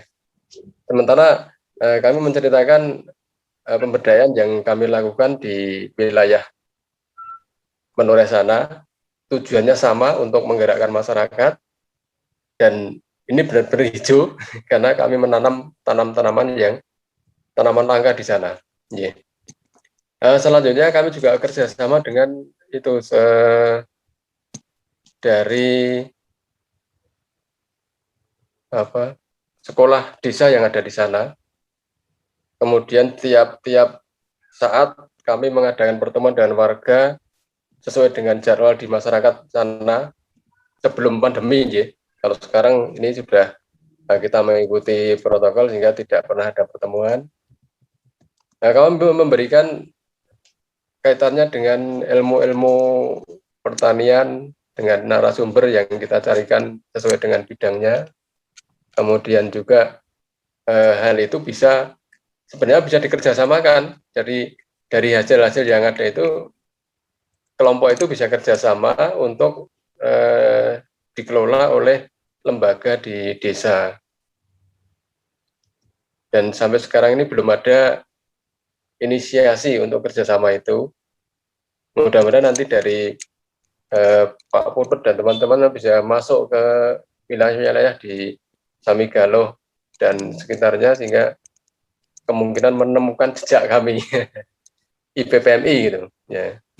Itu di Desa Ngargosari, Desa Gerbosari, ya, itu ada tinggalan-tinggalan dari IPPMI yang sampai sekarang pun masih komunikasi teman kami yang aktif di sana. Dan kontak Pak, masih ingat kontaknya siapa gitu? Aduh, nama kontak atau organisasinya gitu? Maaf sudah lupa. Organisasinya? Setelah saya ditugaskan di Bantul itu, akhirnya saya tidak sempat untuk naik. Iya, makanya tukaran nomor HP sama Mas Putut ya, nanti bisa berkomunikasi. Insya Allah kami carikan kontaknya. Nanti bisa kami kirimkan lewat Pak Selamat bisa, atau nanti lewat langsung Pak Putut kalau nanti ada kontaknya berbagi kontak. Kita kasih nomornya Mas. Gampang Pak. Jadi saya kira itu gambaran, mudah-mudahan itu nanti menjadi inspirasi bagi semua pihak untuk lebih peduli ke desa. Kalau kita gabungan dengan yang mengancani desa. Matur nuwun. Kalau tadi tidak nyambung karena belum mengikuti materi dari Pak Putut ya. Matur nuwun. Jadi judulnya itu integrasi antar lembaga dan dalam konteks penyelenggaraan sekolah hijau. Jadi banyak hal yang tapi intinya sore hari ini adalah kita berusaha untuk membuat pabrik pengetahuan. Kalau judulnya ikonnya Mas Putut kan pabrik pengetahuan. Sekolah hijau itu kan pabrik pengetahuan. Oke, hostnya Kak Seto, ini Deddy Corbusernya P3MD akan menyampaikan sesuatu. Silakan Mas. Ayo mic-nya dinyalakan. Kak Seto. Saya dulu atau Pak Margianto? Pak Margianto. Ya, Pak Margianto dulu, monggo dari Sleman jauh-jauh. Oke, Pak dicelak-celok ke, tinggal sholat Pak. Iya, monggo dipersilakan. Oke. Matur nuwun dalipun. Assalamualaikum warahmatullahi wabarakatuh. Salam kenal Pak Putut. Nggih, monggo. Salam. Nepangaken dalam Margianto Pak. Saat ini kami ditugaskan sebagai TAPMD dan kebetulan disampiri jadi koordinator, tadi diundang Pak Samad untuk bisa ikut gabung di acara ini. Dan tadi juga disebut khusus untuk saya, nanti istilahnya bisa sedikit banyak cerita tentang istilahnya tinggalan dari PNPM Mandiri, terusnya perdesaan gitu, karena tadi menyebut Pak ini ada keluarga UPK. Sudah mandiri itu. Gimana, Pak? Sudah mandiri. Ya ini kan. Ayo, udah mandiri ada hubungannya dengan Mas Putut itu.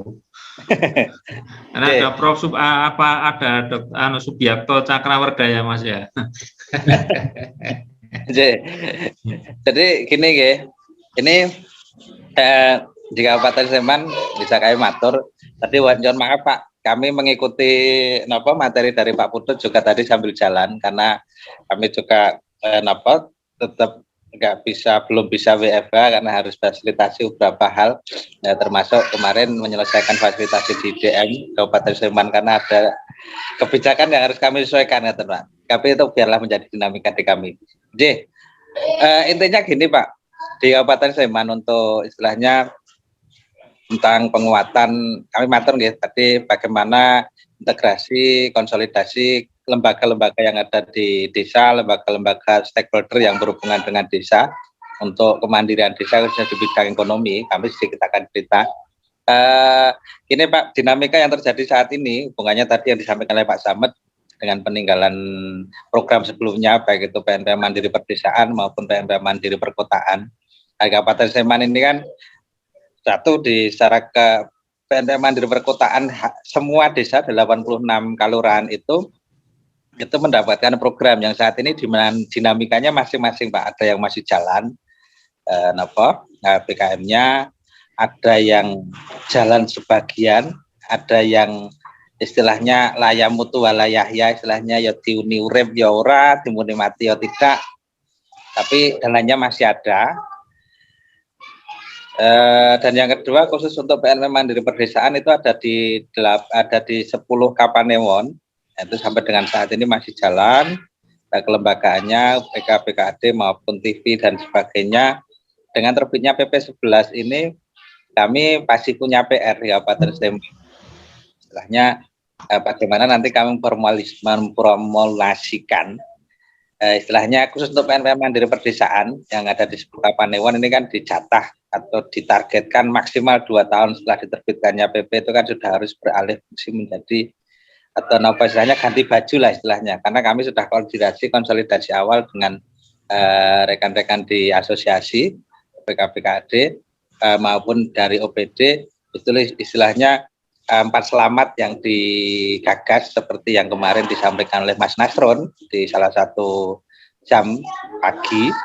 Dari itu selamat kelembagaan, selamat sistem, selamat aset, dan selamat orangnya. Nah ini kan yang digagas oleh kementerian. Nah ini kami di tingkat kabupaten masih punya PR itu Pak. Mungkin nanti bisa kami diberikan istilahnya mungkin disambungkan dengan Mas Putut. Mungkin Pak, tolong Pak Slamet kami dikasih kontaknya Pak Putut dan nanti kami ke depan bisa koordinasi lebih lanjut tentang hal ini.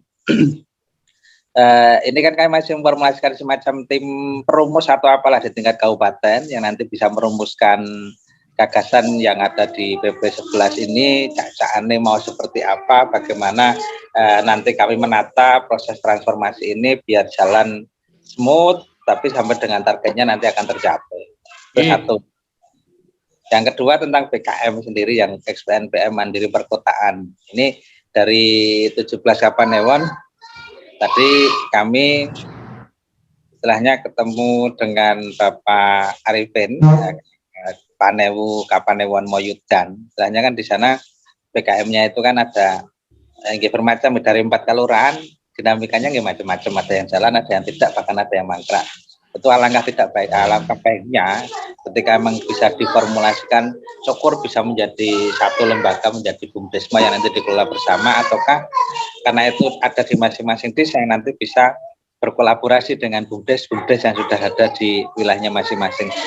Oke, saya sedikit cerita itu saja Pak Putut, mungkin nanti sebagai gambaran, mungkin nanti forum semacam ini lebih bisa diperbanyak pertama sebagai forum komunikasi untuk menambah ilmu kita bersama.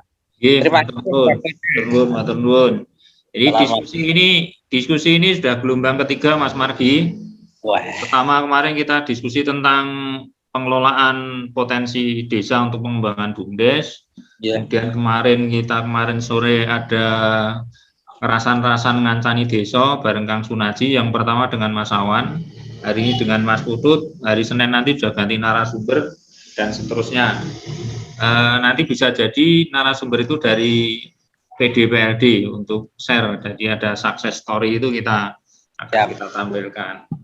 Nah, berkaitan dengan UPK masih banyak persoalan, belum pada kelompok masyarakatnya, masih banyak sekali persoalan yang harus kita fasilitasi.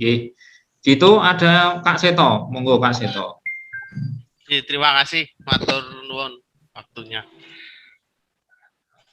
Berbicara tentang menoreh, kemudian tadi juga disebut Borobudur, saya hanya teringat ketika bersama dengan Mas Hadi, dengan Mbak Ida untuk ngancani BUMDes, mengembangkan wawasannya. Kebetulan saya ajak muter itu di. Tapi berkembang nggak wawasannya?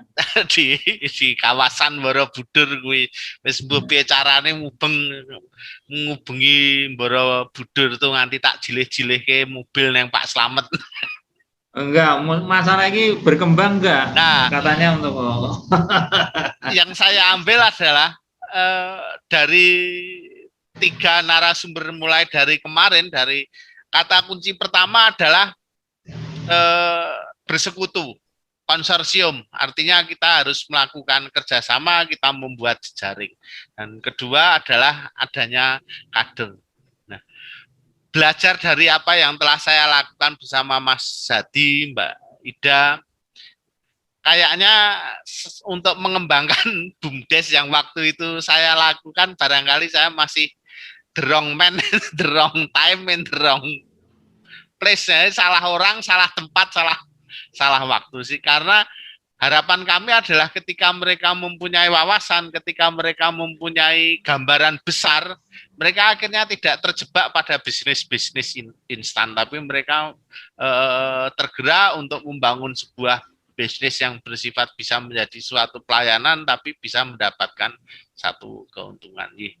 Ya, dari 3 BUMDes yang kami dampingi, kami kancani saat ini, pada akhirnya masih terjebak juga pada bisnis-bisnis instan. Penting dodol oleh duitnya disimpan, dodol oleh duit, seperti itu. Nah, harapan kami sebetulnya terkait dengan sekolah hijau, pabrik pengetahuan ini memang menjadi harapan kami. Pendampingan terhadap BUMDes ini bisa kita lakukan mulai metode-metode, mulai permodelan untuk pengembangan wawasan, walaupun dadi pora itu ya sakjane terserah. Jadi menurut saya demikian komentar saya, Pak Stan. Matur nuwun. Adakah kawan yang ingin menyampaikan opininya? Harumanto, halo? Dia yang pernah ditugaskan oleh konsorsium Kemala ke Sungai Rambut. Matur nuwun. Ada enggak yang konco-konco yang mau berpendapat? Kalau enggak, kita sampaikan ke Mas Putut untuk berstatement jawaban akhir. Dan memang ada gagasan menarik, Mas Putut, yang mungkin nanti kita bisa berdiskusi lebih lanjut. Mas Awan kemarin menyampaikan usulan atau poin penting itu adalah konsorsium pendampingan desa. Mas Awan. Kemudian Mas Sunaji itu membuat statementnya adalah sekutu desa. Itu artinya ada 2 hal yang nanti perlu kita diskusikan lebih lanjut. Karena apa? Pendampingan dari birokrasi itu sifatnya support the stop, support to support, atau belanja to belanja. BUMDes pun kalau kemudian harus memainkan peran bisnis instan, tidak apa-apa, asal instannya itu membangun hotel, kemudian membangun gedung bercangkar langit, itu tidak apa-apa gitu. Nah, asal bukan kemudian hanya menyediakan snack rapat di kantor desa. Kalau menyediakan snack kantor desa per rapat itu ya kan kasihan. Kalau berkelanjutan baguslah gitu. Gitu. Jadi Mas Purut ada 2 ide yang barangkali ide sekolah hijau, kemudian sekolah pasar, sekolah koperasi, sekolah buruh, itu nanti bisa dikolaborasikan dalam permainan konsorsium desa atau sekutu desa, Mas Purut. Monggo Mas Purut, kita sepakati jam 17.15 usai untuk persiapan sholat maghrib, ada yang mau mandi juga. Itu matur nuwun, monggo Mas Putut.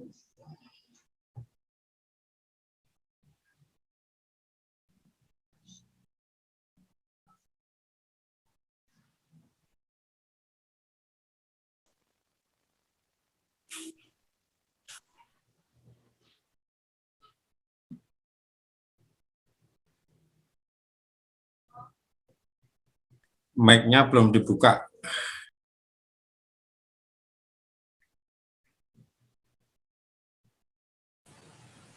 Pak Putut mic-nya. Oh, nggih, sampun. Oke. Terima kasih. Jadi tadi saya kira banyak teman-teman yang sudah menggarisbawahi, dan sebetulnya itu yang akan menjadi poin yang juga tadi ingin saya sampaikan gitu ya, misalnya terkait dengan kader. Jadi sekolah itu ya memang tujuannya adalah kaderisasi gitu ya. Dan ini sebetulnya katakanlah misalnya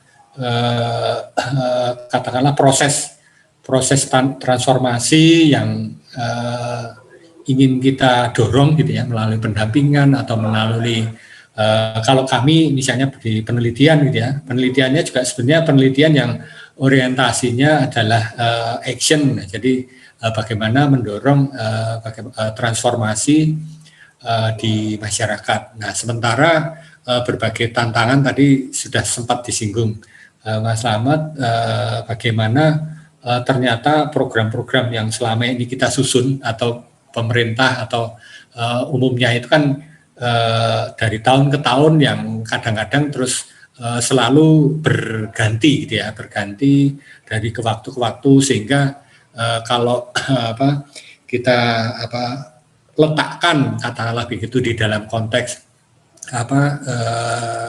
peta jalan atau roadmap itu terus mengacaukan gitu ya, mengacaukan katakanlah teman-teman yang sudah di awal menyusun rencana paling tidak setahun, 2 tahun, 3 tahun ke depan, itu ketika diletakkan atau dihadapkan pada kenyataan di lapangan itu ya akhirnya terus kacau. Nah, oleh karenanya di kesempatan ini tadi misalnya gagasan-gagasan terkait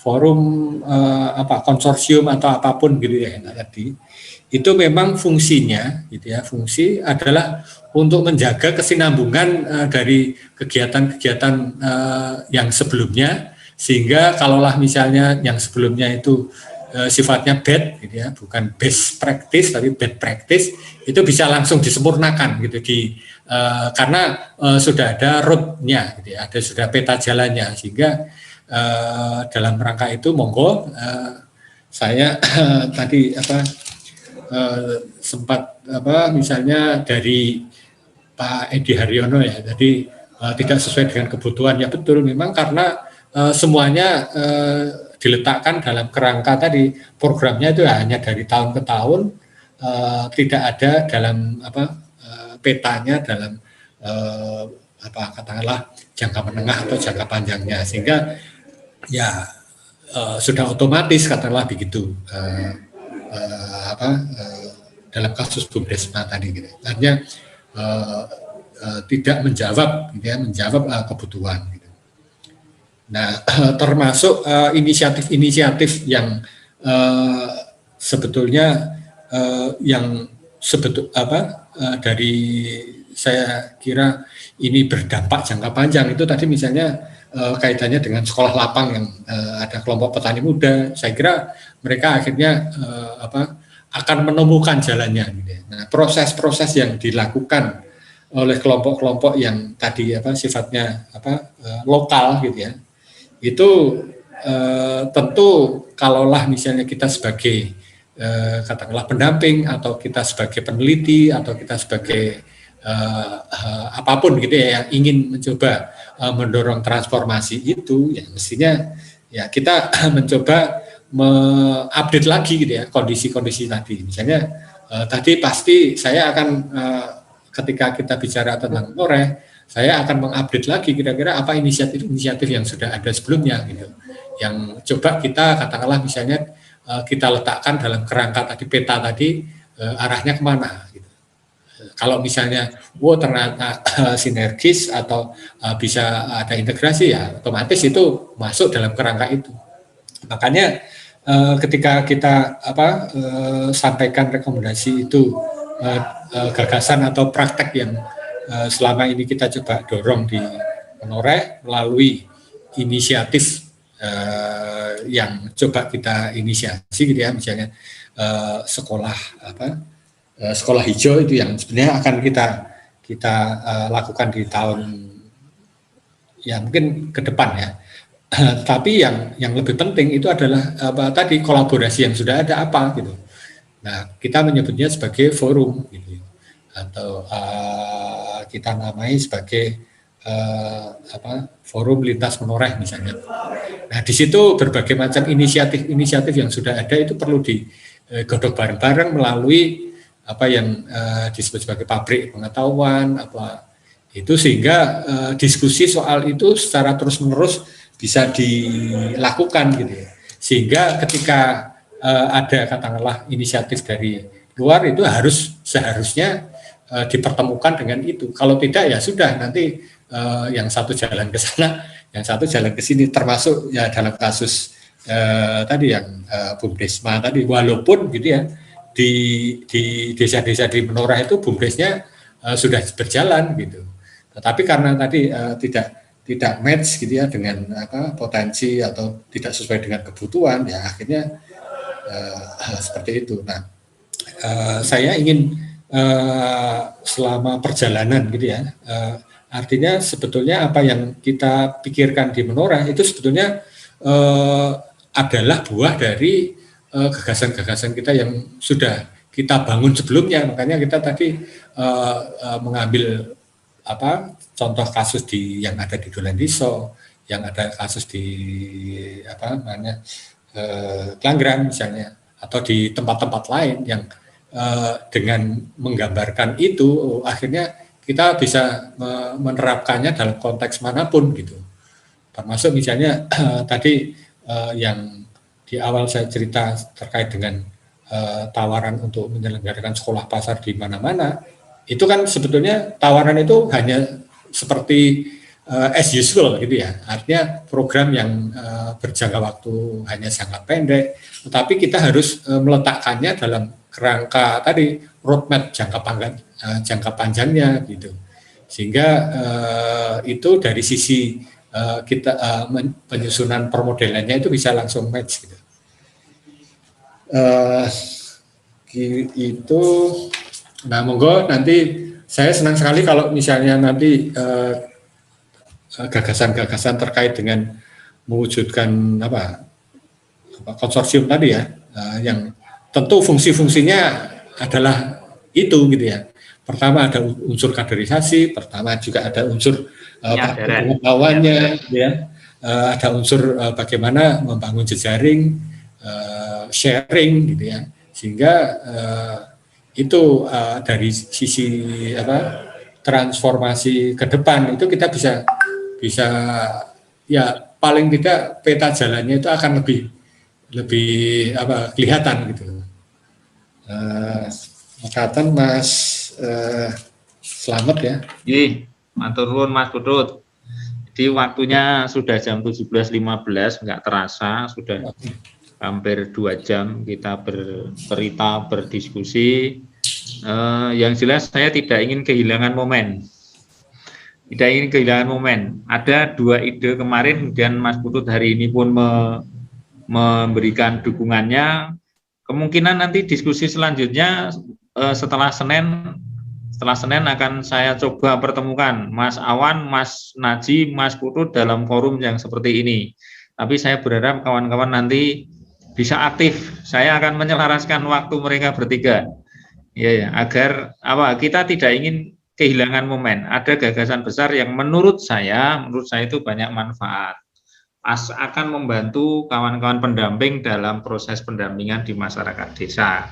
Jujur saja kita perlu selalu perlu berusaha untuk meningkatkan kapasitas diri, dan peningkatan kapasitas diri itu memang harus dimulai dari diri sendiri, tidak harus menunggu dengan pelatihan yang diprogramkan oleh institusi yang menugaskan kita. Dan sekarang ini medianya banyak sekali. Kira-kira begitu closing statement saya. Kemudian yang paling penting adalah tadi ada 3 kondisi, jalan ke sana, jalan ke sini, tapi ada yang jalan di tempat, gitu. Dan itu biasanya kondisinya memang beda-beda. Dalam konteks BUMDes, saya mengklasifikasikan yang pertama itu sudah terbentuk, larinya cepat, kayak di Panggung Lestari, kemudian di Ponggok, itu kan sudah terbentuk, larinya cepat. Tapi ada yang sudah terbentuk, jalan, tapi ya asal jalan. Yang penting penyertaan modal dikelola, mbuh badi mbuh ora, tapi kebanyakan di akhir bulan itu duitnya rada minus, akhir tahun lah. Kemudian ada juga yang sudah terbentuk tidak beraktivitas apa-apa. Nah ini kan dulu prosedurnya bagaimana, dan klasifikasi itu akan kita buat, betul-betul kita buat. Nah, jadi pendampingan ke depan itu tentu harus mendasarkan pada persoalan dan target yang akan kita capai itu apa, baru kita bicara metode. Gitu, baru metode itu banyak sekali. Untuk metode penguatan dan penyadaran, sekolah hijau, sekolah pasar itu sebenarnya kan proses-proses untuk penyadaran. Itu bukan kemudian yang penting melaku. Nah, begitu kawan-kawan, semoga kesimpulan saya salah, itu sehingga kawan-kawan kemudian berpikir untuk membenarkan. Kemudian japri saya, Pak, tema besok yang kita butuhkan ini, gitu. Atau kemudian, ayo saya urun usulan tema yang akan kita diskusikan, ya perlu kita diskusikan ini adalah ini, gitu. Oke. Bahkan waktu tertentu nanti kita bikin forum khusus untuk tertawa. Khusus untuk cerita dan bertertawa bareng-bareng, ben bahagia, kemudian imunitas kita naik, gitu. Jauhkan dari sirine ambulan, ya. Galau gitu ya. Tapi Mas Edi kan nggak bisa pinggir rumah, terak rumah sakit gitu kan. Gitu kawan-kawan, sudah jam 17.20. Saya tidak ingin kawan-kawan nanti maghribnya terlambat, maka kita sudahi. Sekali lagi matur nuwun Mas Putut. Amal jariah ilmunya kita tunggu lebih lanjut. Kemudian kawan-kawan tadi ada kekurangannya. Oh, enggak ada kekurangannya, Mas. Tapi sedikit aja. Waktu itu saya ingat pesan dari guru saya. Waktu itu sedang berbicara di forum pendamping, gitu ya. Waktu itu tahun 2000 forum pendamping, kalau nggak salah tim PPK ya, waktu itu pendamping kecamatan gitu ya. Nah, kecamatan. Ya, pada waktu itu intinya bahwa pendamping itu harus memberikan solusi. Jadi solusi yang tadi ya, artinya harus memberikan solusi. Kalau tidak memberikan solusi ya itu artinya harus selalu update terus terkait dengan permasalahan-permasalahannya, sehingga forum, apakah forum pendamping ataukah forum macam-macam atau juga pendamping itu sendiri itu harus memberikan solusi. Matur nuwun Mas Putut. Jadi ke depan kita masih ya ada 3 gagasan. Saya sendiri tidak ingin 3 gagasan itu kemudian berhenti di tempat atau kemudian hanya tershare pada waktu diskusi, tapi kita akan berusaha untuk menindaklanjuti konsorsium desa, kemudian sekutu desa, dan tadi ada pabrik pengetahuan. Ini saya kira 3 ide yang selaras dengan namanya pendampingan ya. Kita pendamping di desa, di lapangan itu sangat minim akan pengetahuan-pengetahuan itu dan mudah galau dengan persoalan-persoalan yang kita hadapi. Jujur saja, ketika literasi itu cukup, kegalauan itu akan bisa kita obati. Kemudian pendamping sebagai orang yang memberi solusi itu akan terpenuhi. Begitu, monggo dibuka medianya untuk difoto bersama oleh Kak Seto. Ayo, dibuka bersama Kak Seto, difoto. Kok tinggal status neng. Oh iya, sebentar, tadi Kak Seto akan menyampaikan akan memuat hasil diskusi ini di link YouTube PMP 3MD Bantul Channel. Jadi mudah-mudahan bisa launching dalam 1-2 hari ini. Jadi mulai seri pertama dan seri hari ini akan di launching. Gak apa-apa kan Mas Putut? Nggih, monggo-monggo. Nanti saya juga akan matur itu, mohon izin untuk Bapak narasumber dan yang lain untuk rekaman ini nanti kita tampilkan di YouTube biar bisa jadi perpustakaan kita untuk belajar. Demikian Ki. Nggih, matur nuwun. Monggo difoto Kak Seto. Sudah saya foto. Oh, 1 2 3 ayo difoto sike. Karo matur karo tak foto iki mau. Harus tertawa. Oke, matur nuwun. Siap. Assalamualaikum warahmatullahi wabarakatuh. Ketemu lagi di forum berikutnya. Waalaikumsalam warahmatullahi wabarakatuh, Pak Slamet.